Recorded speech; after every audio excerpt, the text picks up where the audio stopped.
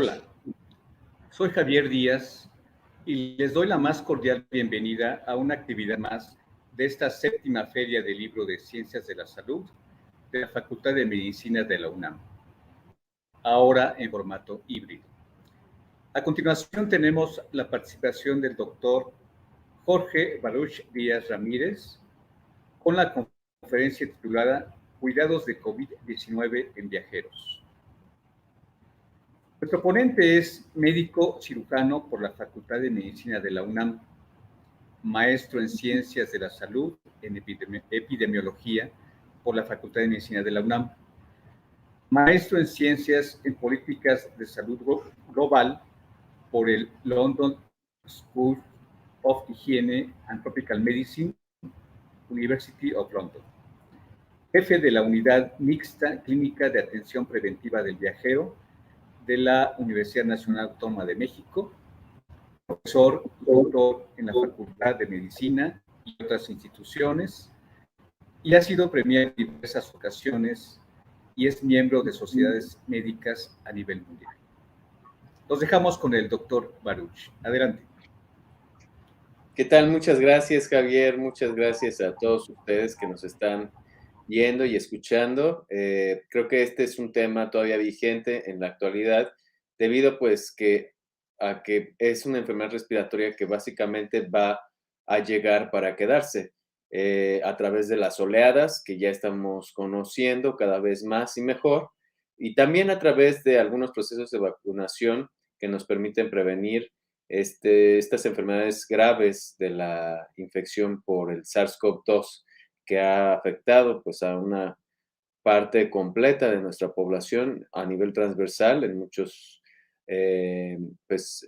entornos de la sociedad, pero también en los viajes internacionales, y como podremos ver más adelante en las diapositivas. Entonces, en esta presentación, pues yo me voy a limitar a hablar sobre COVID en viajeros internacionales y nacionales y qué cuidados debemos de seguir tomando para poder disminuir nuestro riesgo de contagio y también nuestro riesgo de exposición que pudiera llegar a estar relacionado con las complicaciones a largo plazo o incluso con las consecuencias severas de forma aguda, como puede ser hospitalización y muerte, a pesar de estar vacunados, que sobre todo en poblaciones de viajeros con enfermedades preexistentes, debemos de tomar muy en cuenta, ya que pues sabemos que el COVID, a pesar de contar con las vacunas, las personas con enfermedades como diabetes, insuficiencia renal, otro tipo de condiciones como trasplantes o enfermedad hepática, pudieran llegar a tener complicaciones una vez teniendo ya el esquema inicial de vacunación. Entonces, básicamente esta presentación la voy a dividir en tres. Estamos hablando de las actitudes del riesgo, que va a ser muy importante. Generales, el riesgo global, el regional, el nacional y el local, que debemos estar aprendiendo en estos momentos como viajeros responsables, cómo es que vamos a saber administrar el riesgo, pero sobre todo cómo informarnos de qué países o qué regiones en el mundo pueden estar en mayor riesgo de que nosotros podamos contraer este virus al momento de estar haciendo nuestros itinerarios. La percepción del riesgo, pues, va a depender mucho de las características del itinerario y de las políticas y requerimientos, y pues las tendencias de movilidad en el corto, mediano y largo plazo, y qué implicaciones podrían tener en nuestro pues, planeación de viaje, ya que pues sabemos que si nosotros compramos con anticipación un boleto de avión, nuestra reserva de hotel, pues podemos tener esta necesidad de cambiar nuestro itinerario, cancelarlo o incluso tener pérdidas económicas porque no previmos este tipo de consecuencias. Y básicamente para ya entrar al tema de las actitudes de riesgo, pues sí me gustaría hablar sobre qué es lo que fundamentalmente determina eh, este tipo de actitudes de riesgo, ¿no? Sabemos que la globalización y la urbanización nos hacen más vulnerables a las pandemias, y esto lo estamos viendo no solamente con el caso de COVID. Ya estamos en estos momentos experimentando, por ejemplo, estos casos de viruela del mono, en donde pues es importante que la viruela del mono se tome en cuenta como un proceso de globalización, urbanización, que pues interactúa con otros ecosistemas a los cuales no estamos acostumbrados y pues que está ahorita generando un problema de salud pública pues de interés internacional. Al momento de estar, se detonó al momento de estar conviviendo con, por ejemplo, roedores, monos, en fin, en África, y bueno, ya está prácticamente en gran parte de nuestro continente americano. Y ahora también lo estamos viviendo, por ejemplo, con este nuevo brote de casos en China, del virus Enipavirus, este nuevo virus que se está caracterizando, que es el Lambda, y que pues parece ser que puede tener implicaciones también de cómo es que este proceso de globalización, la interrelación de los nuevos entornos urbanos con la naturaleza, pueden llegar a ser eh, que haya un intercambio de virus entre animales y humanos y que estos virus se puedan diseminar a lo largo de todo el globo terráqueo. Entonces, estimar la probabilidad del riesgo no es lo mismo que estimar la percepción del riesgo. Nosotros sabemos que la probabilidad del riesgo no está para nada asociada con la percepción que las personas tienen sobre qué tan probable sea de que se contagien o de que vayan a desarrollar un cuadro severo.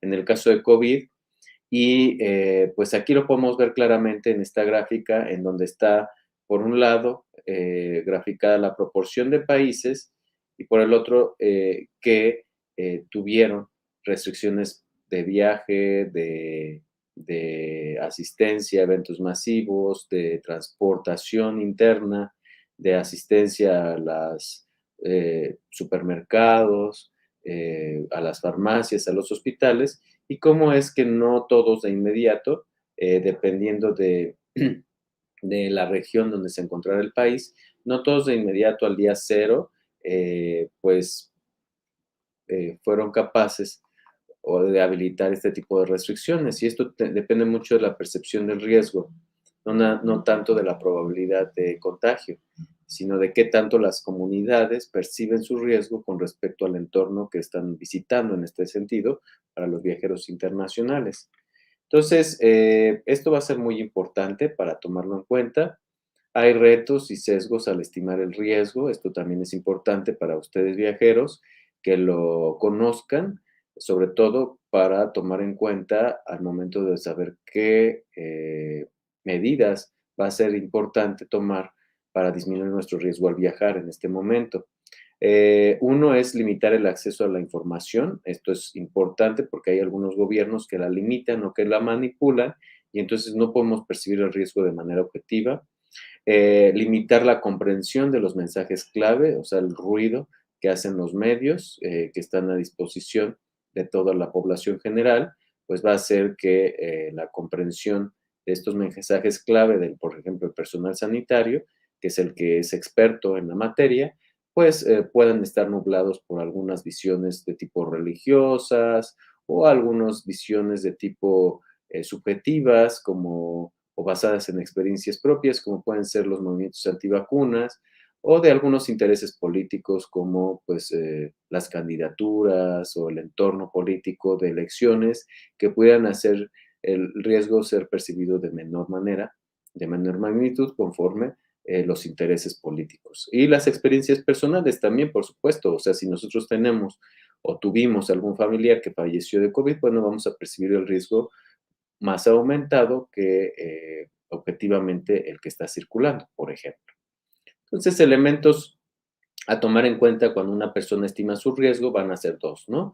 Una es qué tanto haya estado la persona distanciada del problema físicamente, o sea, si en su entorno inmediato nadie se contagia, pues va a percibir el riesgo como lejano, a pesar de que estemos en una, por ejemplo, quinta ola de contagios bastante activa, y también la duración del problema, ¿no? ¿Qué tanto llevamos inmiscuidos en este problema? En este problema llevamos pues más de 2 años. Entonces, el tiempo también va a jugar en nuestra contra porque pues los mecanismos psicológicos de protección de salud mental se van a ver flexibilizados ante la necesidad imperante que tenemos de retornar a nuestra normalidad o a nuestra nueva normalidad, a nuestra parte de estabilidad. Siempre buscamos una estabilidad, eh, conocida o pre-reconocida como lo era antes de la pandemia. Entonces, este tipo de pues, acciones van a hacer que la percepción del riesgo y nuestro comportamiento pueda verse modificado de manera adversa o de manera positiva. Entonces, ¿cuáles son las actitudes de riesgo a nivel global? Pues los cambios en la percepción del riesgo se pueden inducir con más y mejor información sobre la enfermedad y con ello disminuir la dispersión comunitaria de los contagios. Si nosotros estamos informándonos de fuentes confiables y objetivas, ¿no? Sobre el riesgo real que tiene el hecho de viajar hacia un destino en específico, pues vamos a estar en capacidad de montar o de estar prevenidos en cuanto a qué elecciones tomar de itinerario, qué elecciones tomar de visita acompañada con otras personas, qué hotel elegir, qué hospedaje elegir, qué actividades elegir durante el viaje, en fin.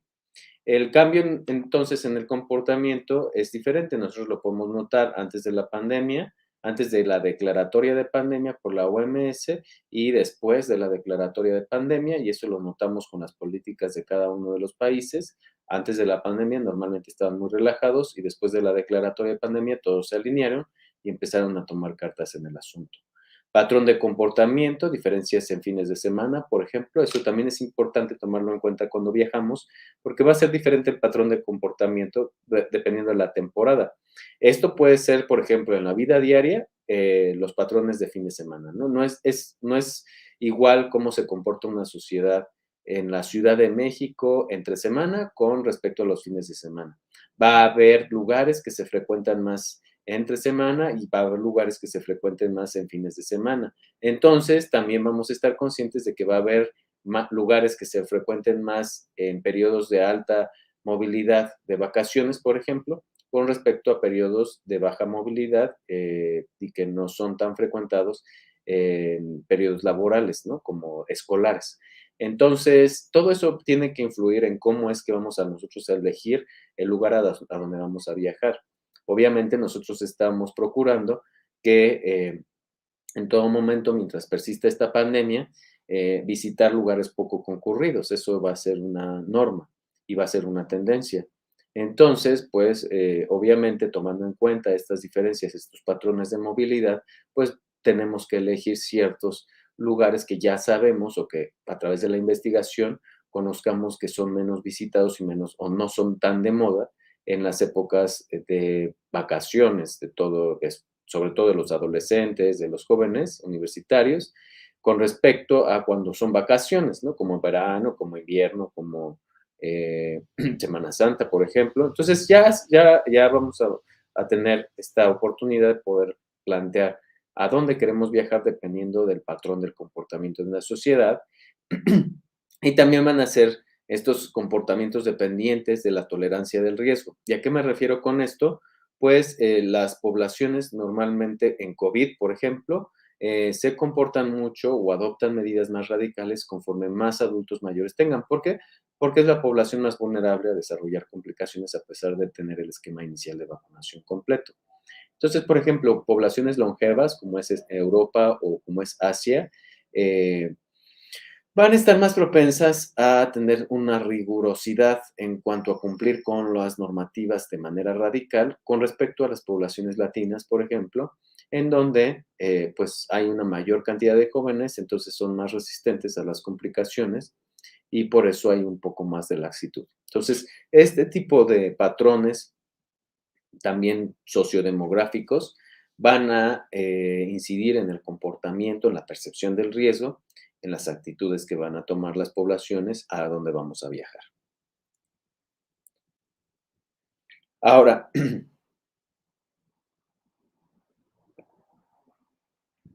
dependiendo entonces del patrón de la percepción del riesgo, pues nosotros vamos a tener cambios en la movilidad local. La movilidad local va a estar muy influenciada por estas actitudes del riesgo, de tal manera que, por ejemplo, tenemos a una Ciudad de México que tuvo un comportamiento especialmente, pues, a seguir, porque conforme se fue dando los anuncios de la OMS, que ya era una pandemia, adelantó su estrategia de disminución de la movilidad a través de la suspensión escolar por decisión personal, no por una decisión política, porque se vio que estuvo adelantado alrededor de 3 semanas por parte de la iniciativa privada y la sociedad civil organizada. Después vino el anuncio del gobierno de la Ciudad de México de que sí suspendía las actividades y entonces definitivamente se suspendieron todos de manera oficial y entonces bajó la movilidad y la interacción social y también bajaron los números de contagio. Aquí podemos ver en esta gráfica cómo es que en la primera línea, en la primera curva, pues morada, es una línea morada, delgada, tenemos el patrón de la pandemia, ¿no? Los diferentes picos y curvas olas epidémicas. Y tenemos más arriba, por ejemplo, los patrones de movilidad en las estancias laborales, en las estancias escolares, en las salidas de la población, que cuando se anunció inmediatamente en marzo oficialmente la suspensión de actividades y que el quédense en casa, vean cómo disminuyó abruptamente este tipo de actitudes de riesgo, que es como movilidad, y, bajó prácticamente a niveles por debajo del 50 o 60% de movilidad comparado con antes de la pandemia. Y después comenzó a subir paulatinamente, pero vemos cómo en la cuarta ola de contagios, por ejemplo, bueno, no, esta es la segunda y tercera ola de contagios, vemos cómo también al momento de anunciar que estábamos en un pico importante, disminuye abruptamente otra vez la movilidad y vuelve a tender paulatinamente al retorno a la movilidad. Pero vean cómo los patrones de la residencia, o sea, las personas que se quedan en casa, pues no se variaron. ¿Por qué? Porque pues, las personas comenzaron a quedarse en casa más tiempo y esas no variaron. Entonces, las visitas a las farmacias, las visitas a los supermercados, eso se mantuvieron igual. Entonces, vean cómo estas actitudes de riesgo tienen mucho que ver con también el entorno político en el que nos desenvolvemos y cómo es que se manejan las sociedades ante estas percepciones del riesgo.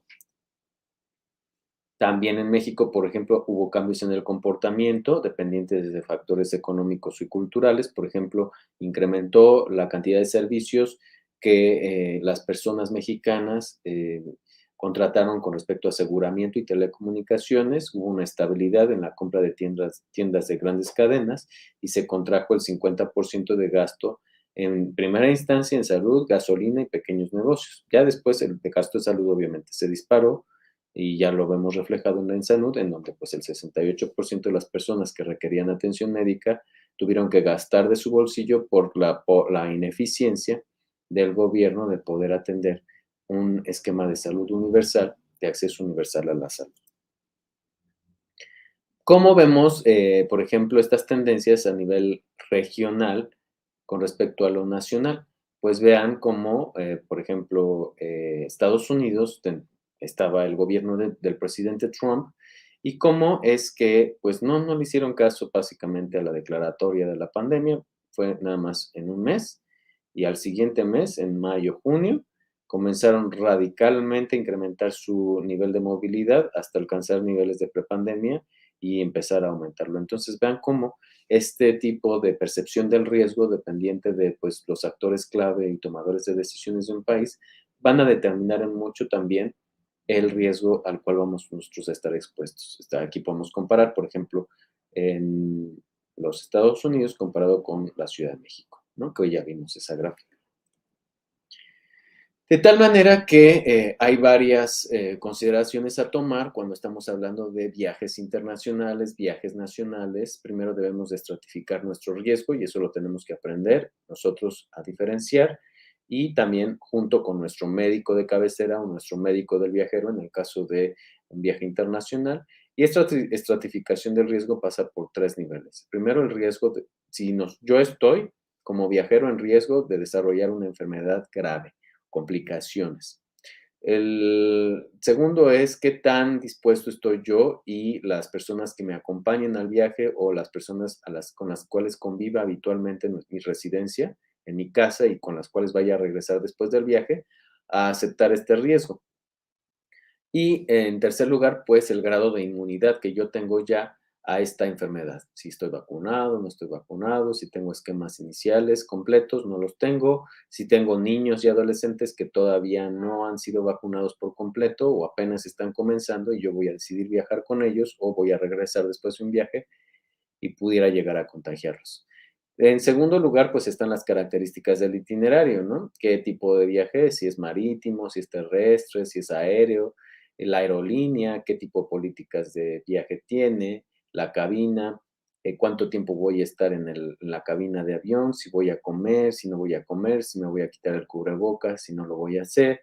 El destino, ya eso tiene mucho que ver con lo que hablamos anteriormente. Si es un destino que pues respeta ciertas políticas, tiene mensajes de respeto en la comunidad para usar cubreboca o de plano no les importa.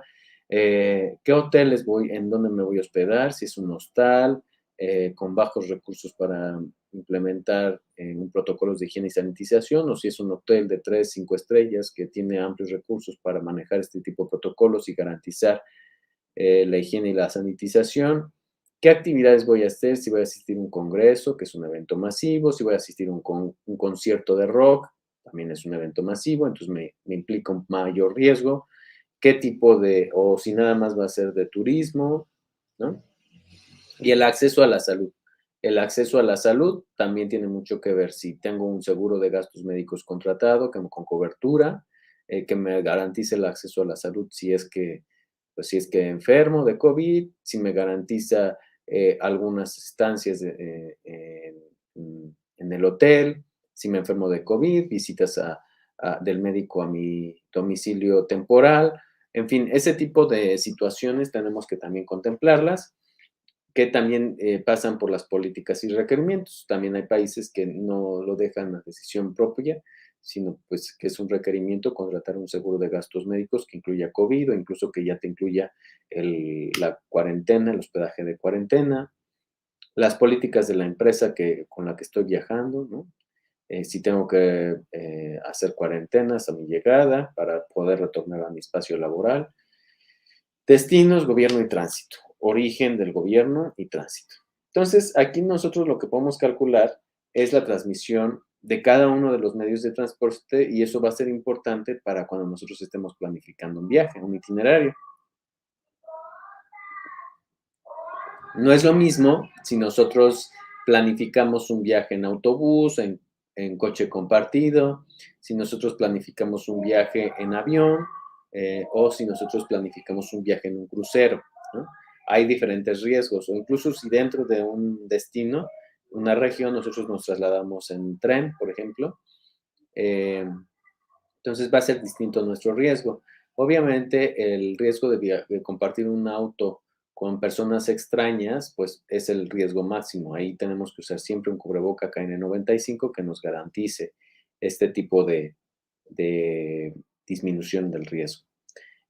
Por ejemplo, un viaje en autobús, la transmisión aérea es el principal mecanismo de transmisión. El aire acondicionado es normalmente por el mecanismo por el cual se transmite, ya que este aumenta el riesgo, ya que no se recircula. Un autobús no cuenta con filtros de alta eficiencia y normalmente los autobuses modernos no cuentan con un sistema de ventilación natural, siempre dependen del artificial. Y el tipo de ventilación es de recirculación. Entonces, eso va a aumentar mucho nuestro riesgo de contagio. Los espacios poco ventilados y cerrados aumentan el riesgo y la tasa de ataque puede ser hasta de un 34.3%, independientemente de qué tan alejados estemos del caso índice. Por ejemplo, el viaje en tren es menos riesgoso que el de autobús y que el de automóvil. La transmisión depende de la cercanía con el caso y el tiempo de exposición. 3 filas y 5 columnas cercanas al caso, pues es el de mayor riesgo. Medidas como la distancia física, la densidad de ocupación y el uso de equipo de protección, o sea, los cubrebocas de alta eficiencia, los KN95, por ejemplo, son eficaces para disminuir nuestro riesgo. La tasa de ataque, vean cómo es 10 veces menor a la de un automóvil, 0.32%. En el caso de un automóvil, pues es Más bien es 100 veces menor, ¿no? Porque esta es 34% y esta es 0.32%. El siguiente nivel de riesgo mínimo es en avión, una cabina de avión, pero pues también va a depender de qué tanto sigamos los protocolos que ya obviamente conocemos dentro de una cabina de avión. Si tenemos oportunidad de distanciarnos físicamente, que lo hagamos. Si tenemos la oportunidad de usar el cubreboca todo el vuelo, también es muy importante que lo hagamos, de preferencia quirúrgico o KN95, y pues que la aerolínea esté comprometida con el registro de todos los pasajeros, llevar el registro de todos los pasajeros para que en caso de un brote, pues tengan la oportunidad de contactar a todos los casos. Por ejemplo, esto fue un viaje de un vuelo de 7.5 horas con una ocupación del 17%, o sea, 49 asientos de 283 estuvieron ocupados. Y pues por no seguir los protocolos de distanciación física, distanciamiento físico, de uso del cubreboca en todo momento, de interacción, de baja interacción, pues el resultado fue un brote con 59 casos. La tasa de ataque es 9.8%, pero puede ir hasta el 17.8% a pesar de la baja proporción de ocupación. Y el problema más importante que tuvimos para rastrear todos los casos que se tuvo en Irlanda es que pues la tripulación no recabó de manera adecuada, la aerolínea no recabó de manera adecuada todos los datos de todos sus pasajeros. Entonces no hubo manera, se perdieron 11 casos que no hubo manera de contactar.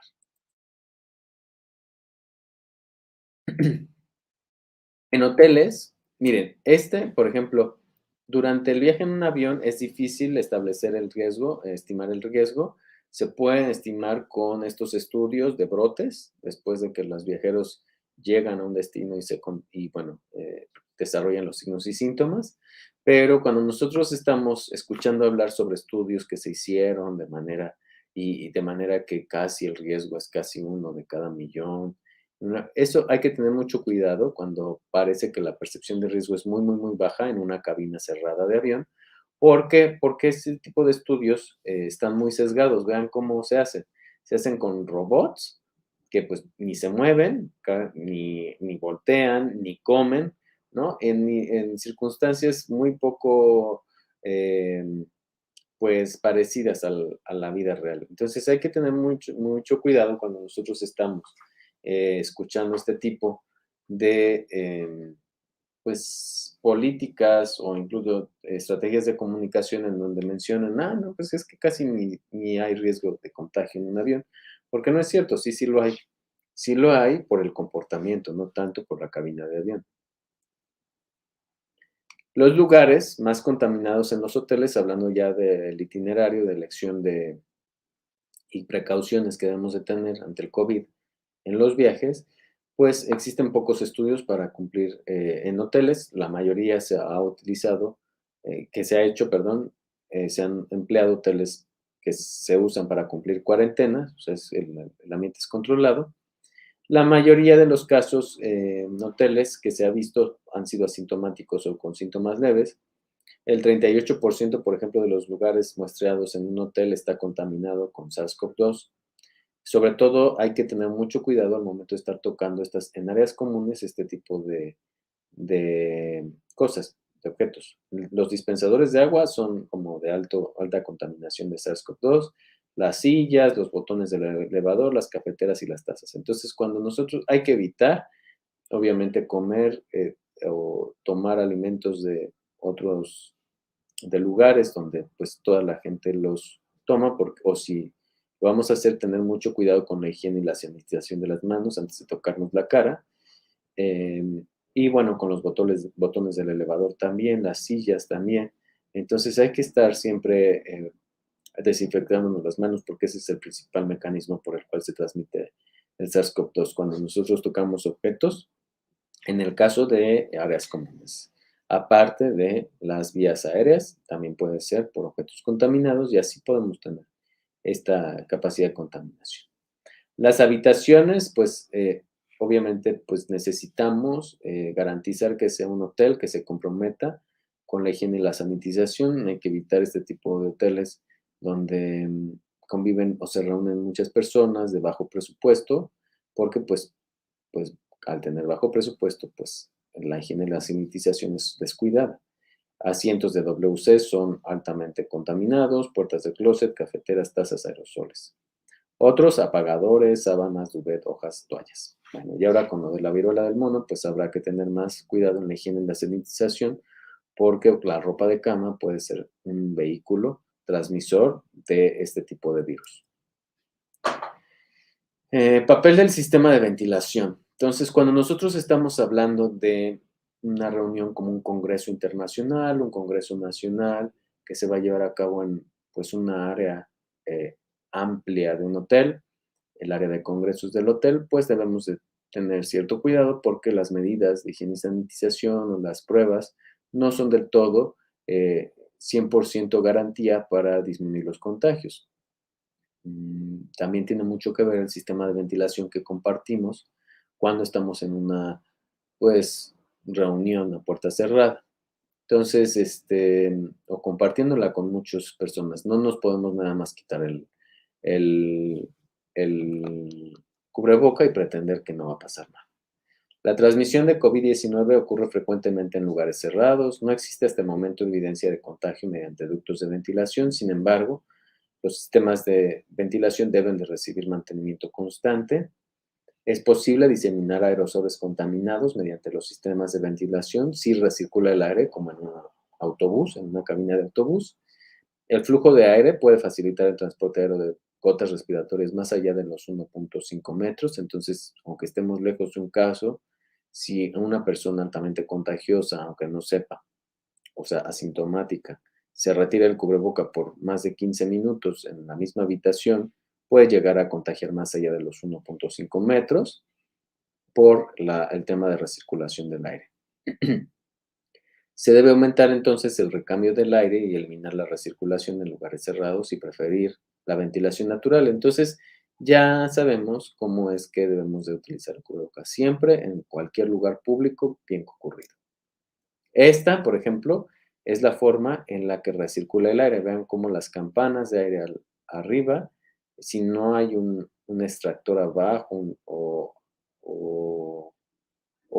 no hay, aparte de estos mecanismos de ventilación, forma de ventilar o de diluir el aire de manera natural, pues es muy difícil controlar los contagios. Pero bueno, hay otro tipo de ventilaciones que se pudieran llegar a esperar que se renueven en estos siguientes años, en donde los difusores de aire están abajo y entonces el aire caliente, el aire que se inyecta en una área de congreso se inyecta por abajo y entonces al momento de calentarse el aire con la presencia de los humanos, ¿no? La presencia de los seres vivos, se calienta y entonces fluye hacia arriba y los extractores están arriba y así es como se disminuye en gran medida también el riesgo de contagio.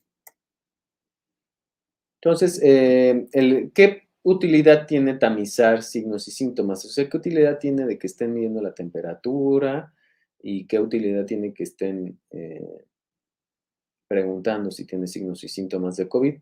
Pues realmente dejará pasar este tipo de estrategias entre el 50 y el 75% de los casos infectados debido a tres cosas.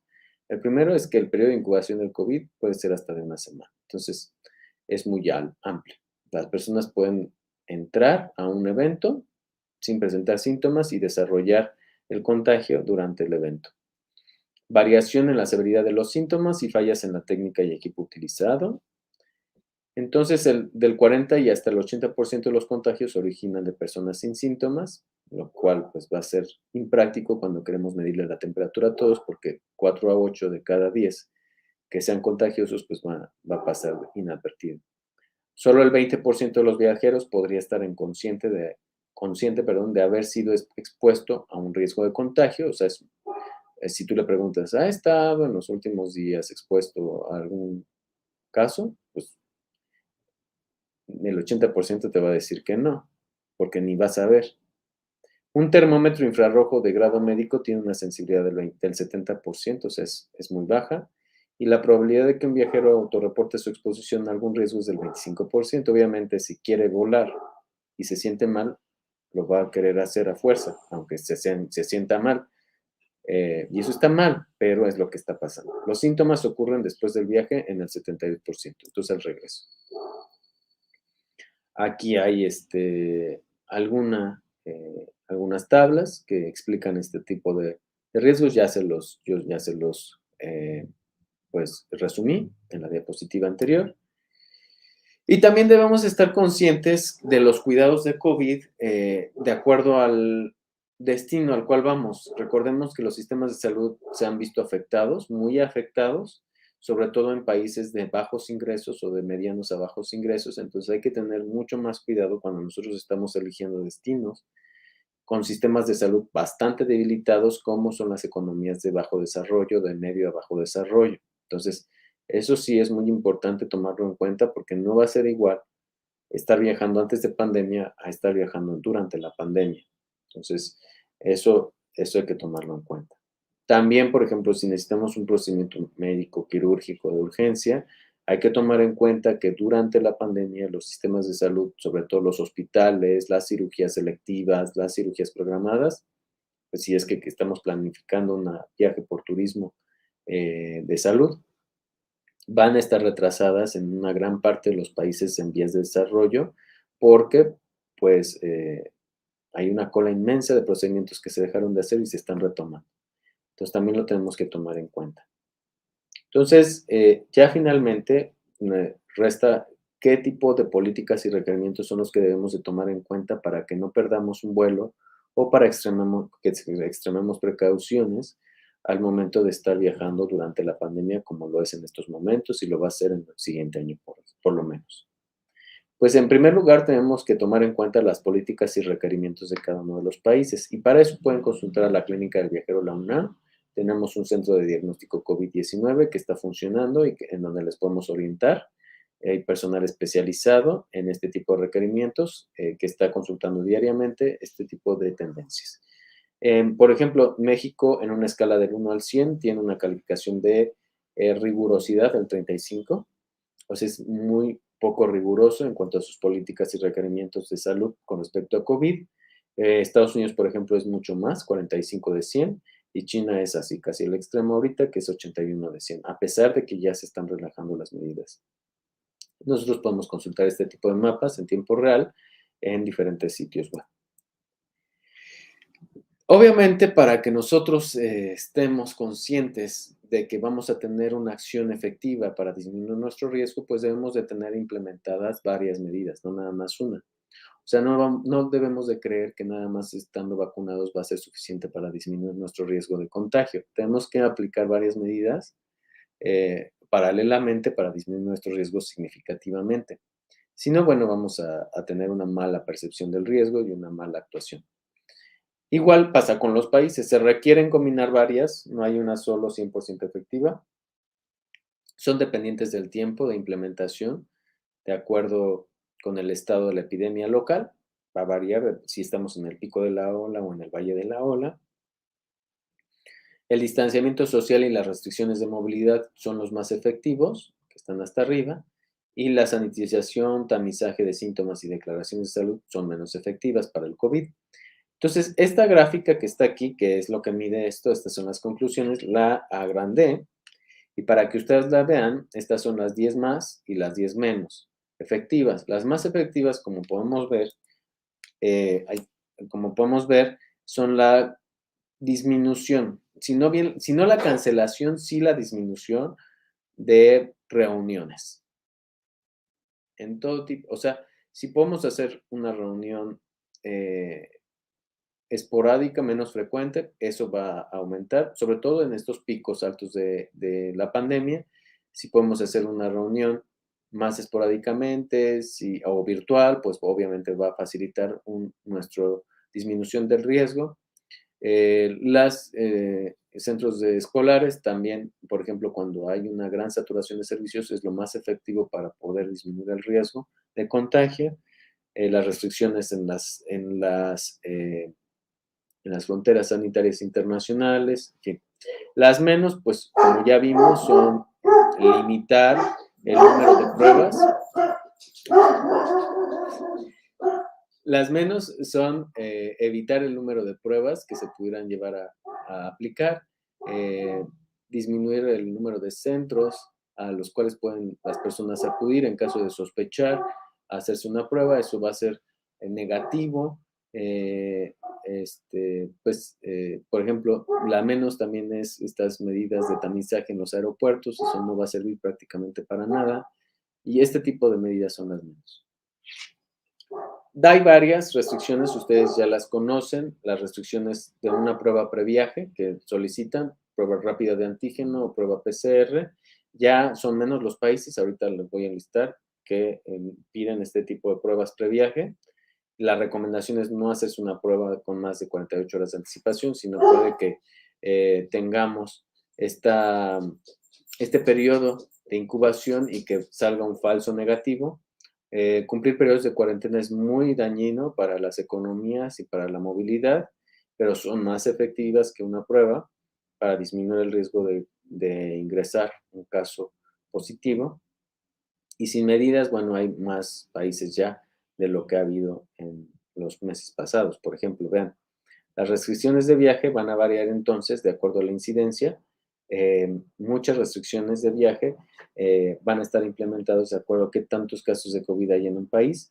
Como ven aquí, la incidencia va a ser muy baja en estos momentos para casos de COVID, menos del 50%. En la mayoría de los países están en verde, como ustedes pueden ver. Muy pocos países tienen una incidencia muy alta, como pueden ser países de Asia, Asia-Pacífico. Por lo tanto, las restricciones de viaje van disminuyendo, como lo pueden ver aquí en este mapa del 25 de julio de este año, en donde todos los países en verde y en amarillo prácticamente solamente o no tienen medidas, como es el caso de los verdes, o tienen algunas medidas médicas como la solicitud de pruebas rápidas de antígeno para poder entrar, o incluso la solicitud de certificados de vacunación con el esquema inicial completo, como es el caso de Estados Unidos.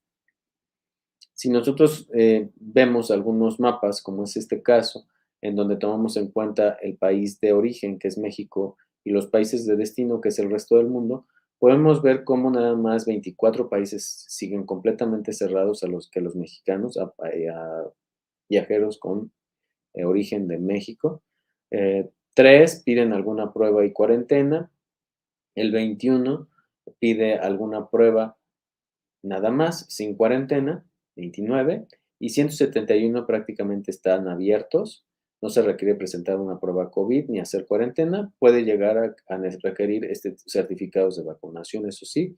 Entonces, habrá que estar más al pendiente ahora, con la mayor parte de los países requiriendo nada más este tipo de certificados de vacunación, en qué requisitos, qué vacunas son las autorizadas.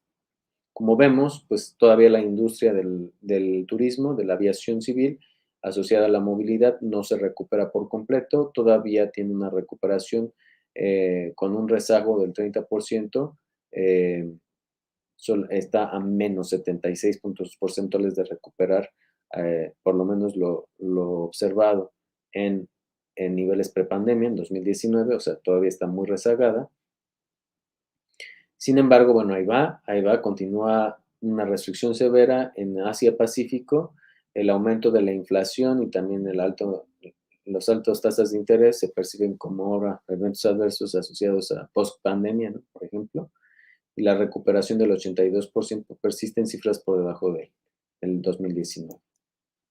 Sin embargo, la percepción del riesgo es cada vez menor pues, las ganas de viajar son mayores en las poblaciones porque ya se perciben vacunadas y entonces ya quieren movilizarse una vez estando vacunadas. A pesar de esto, hay algunos destinos o algunos tipos de viaje que todavía son percibidos como de alto riesgo. En una encuesta nacional en Estados Unidos, la percepción del alto riesgo, a pesar de haber sido ya vacunados con el esquema inicial, es alta para viajar en crucero, o sea, perciben como alto riesgo viajar en crucero, viajar fuera de los Estados Unidos, en el caso de esta encuesta que se hizo en americanos, viajar en autobús se percibe como alto riesgo y viajar en grupos como alto riesgo. Y esto va a ser persistente mientras esté circulando el COVID y mientras no toda la población tenga acceso a la vacunación con esquema inicial, como es el caso en México, los niños y los adolescentes. Sin embargo, la carrera de vacunación avanza y avanza más en el hemisferio norte, en los países de medio a altos ingresos, adquisitivos, como es el caso de México, en donde pues prácticamente ya tenemos un 74% de la población vacunada, por lo menos con una dosis, y una gran proporción de ellos sí tiene ya las 2 dosis, o sea, el esquema inicial completo, ¿no? Hay países que han administrado una gran cantidad de dosis en poco tiempo, pero bueno, obviamente los países con menor población van a ser los países más fáciles de vacunar. Cuba ya administra una gran cantidad de dosis a su población por 100 habitantes, porque pues es una isla, es pequeñita, ¿no? Pero bueno, por ejemplo, Estados Unidos también ahí va, China ahí va, Brasil, México no se queda atrás, está por arriba del promedio mundial. En cuanto a la inmunidad adquirida por vacunación, que yo creo que es algo que es muy importante tomar en cuenta al momento de viajar, porque recuerden que este riesgo también se mide en viajeros de acuerdo a la inmunidad. La estratificación del riesgo pasa por qué tan inmune soy. Y la protección que brinda una vacuna depende, pues, obviamente del entorno, de las condiciones de la epidemia local. O sea, entre más casos haya, mayor es el riesgo de contagio a pesar de estar vacunados, ¿no? Entonces, eso es muy importante, tomar en cuenta al momento de estar viajando a pesar de estar vacunados. Obviamente hay una inmunidad híbrida ya. Hay personas que ya se contagiaron de manera natural y que después fueron vacunadas y que esta inmunidad híbrida les confiere una mucho mayor protección que las personas que no se contagiaron y fueron vacunadas. Y bueno, si las personas se contagiaron, desarrollaron la enfermedad y no se quisieron vacunar, pues su inmunidad es de mala calidad y es muy probable que no generen una inmunidad sostenida o protectora a nuevas reinfecciones. Y la inmunidad de rebaño todavía estamos muy lejos de alcanzarla en todas prácticamente las poblaciones del mundo, porque se desconoce el grado en que las vacunas reducen la transmisión. Esto es importante. Acuérdense que las vacunas estamos aprendiendo cada vez más que nos van a servir para evitar casos complicados, casos severos de la enfermedad o incluso muertes, pero va a ser muy difícil que estas nuevas variantes nos permitan usar las vacunas para disminuir el contagio. O sea, la aplicación de las vacunas es inequitativa, las nuevas variantes cambian la transmisibilidad, esto también es importante, la inmunidad puede no durar toda la vida, que ya lo estamos viendo, que hay que aplicar refuerzos 4 meses después del esquema inicial o cada 6 meses, en caso de refuerzos subsecuentes. Las vacunas cambian el comportamiento de las personas, la percepción del riesgo cambia y entonces las personas deciden arriesgarse más. Y también vamos a ver avances en las vacunas aprobadas. Cada vez más vacunas van a estar disponibles, una gran gama de vacunas van a estar disponibles para los refuerzos, sobre todo, y también para los esquemas iniciales que a las personas que no se han vacunado, pero en México nos interesa también que más vacunas estén disponibles para los refuerzos, pero que estas vacunas estén aprobadas y reconocidas por la Organización Mundial de la Salud, porque al final a los viajeros eso es lo que les interesa, que la vacuna que les estén poniendo, que los refuerzos que les estén aplicando sean de vacunas autorizadas y reconocidas para otras instituciones en el mundo para poder traspasar esas fronteras internacionales. Ya tenemos la última actualización de la lista de emergencia de la OMS, que fue en junio de este año. Pfizer, por ejemplo, AstraZeneca en todas sus variedades, Serum Institute of India, que también produjo una vacuna similar, similar, equivalente a la vacuna de AstraZeneca. Tenemos también en la parte de Janssen, de Johnson Johnson, Moderna también aprobada, Sinopharm, Sinovac, Valvax, bueno, otras vacunas como CanSino que también están en México bastante difundidas y que se están usando para refuerzos también ya están autorizadas y reconocidas por todo el mundo. Y bueno, la que definitivamente es difícil que se vaya a reconocer a nivel mundial es ver esta parte de Sputnik. Sputnik está muy retrasado, no ha publicado todos sus datos, no ha cumplido, se ha retrasado en cumplir con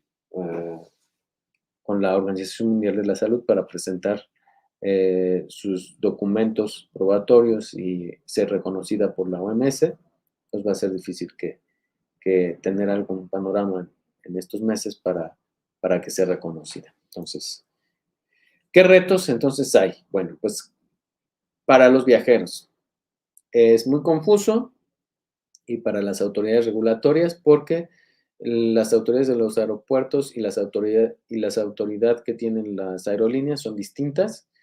Básicamente en estos momentos, durante la pandemia, ha funcionado la autoridad del aeropuerto como un simple arrendatario, no impone restricciones, no impone lo que los gobiernos necesitan, lo cual sí hacen las aerolíneas.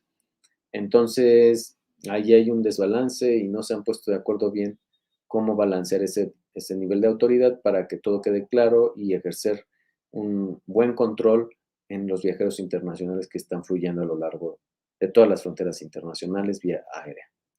La otra reto es pues, que la apertura de los destinos turísticos va de acuerdo a la población vacunada y como vimos no es equitativa la forma de distribución de las vacunas en todo el mundo. Y la composición de las vacunas no coincide con las variantes predominantes circulantes. Ya vimos cómo apenas se va a probar, bueno, ya se aprobó una vacuna bivalente, ya actualizada con las variantes más importantes e iniciales de Omicron, pero bueno, apenas se va a empezar a distribuir y para finales del otoño, o sea, para finales de este año, va a comenzar a estar disponible en algunas partes del mundo del hemisferio norte. Entonces, pues eso ya llegó muy tarde comparado con que, considerando que la variante Omicron empezó a circular pues desde el año pasado. Ya tenemos más de la mitad de este año esperando esta actualización. ¿Qué retos más hay? Pues México cuenta con una de las clínicas del viajero más grandes de la región y del mundo en un aeropuerto internacional. Entonces, nuestro reto es seguir mejorando la investigación y la docencia en este rubro para poder detectar áreas de oportunidad y mejorar la calidad de vida de los viajeros en una pandemia e incluso poder tener modelos que nos ayuden a predecir algunas otras epidemias. En México, ¿qué retos tiene? Pues es necesario contar con una base de datos nacional que permita corroborar la información de vacunados para emitir certificados internacionales de vacunación. Hasta el momento, pues el certificado que emite la autoridad sanitaria no hay forma de que alguna otra autoridad lo corrobore. Entonces, pues incluso hasta pueden ser apócrifos y pues no hay forma de verificar si es real o no la información que está presentando el viajero. Y también es necesario registrar los refuerzos, porque hasta el momento nada más está el registro digital de los esquemas iniciales y no está a veces bien hecho, pero los refuerzos ahí quedaron en el limbo.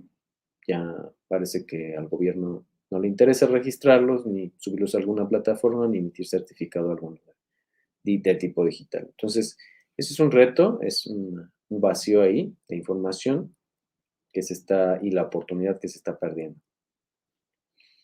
Y en cuanto a comunicación del riesgo, pues debe de mejorar y debe ser transversal. Definitivamente la comunicación, la estrategia de comunicación del gobierno de México ha sido muy mala, muy deficiente y debe de mejorar y ser transversal. Pues ¿para qué? Pues para abarcar este tipo de poblaciones, ¿no? Específicas de migrantes, viajeros internacionales previaje, comunidades expatriados, viajeros internacionales postviaje, agentes de viaje, profesionales de la salud e importación de insumos y animales.